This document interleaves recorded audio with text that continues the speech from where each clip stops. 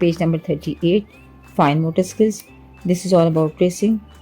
Formation video सबसे पहले बच्चों को दिखाएं ताकि बच्चे 7th की फॉर्मेशन को जान सकें. देन पुट योर पेंसिल्स, बच्चों से कहिए कि then start from the red point, draw straight line cross, then draw slanting line all the way to the bottom. Start from the red point, draw a straight line across, then draw a slanting line all the way to the bottom. तो बार बार बच्चों से lines दोहराइए जब बच्चे लिख रहे हों. जैसे अगर वो 7 का टॉप लिख रहे हैं तो आप कहें कि draw straight line across, then draw slanting line all the way to the bottom. तो बच्चों को बार बार ये प्रैक्टिस करवाएं. बच्चे इस तरह से लेटर 7 की फॉर्मेशन को सुन भी रहे हैं, देख भी रहे हैं और साथ साथ ट्रेसिंग की मदद से वो टच भी कर रहे हैं.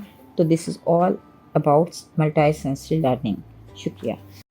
Start from the red point, draw a straight line across, then draw a slanting line all the way to the bottom.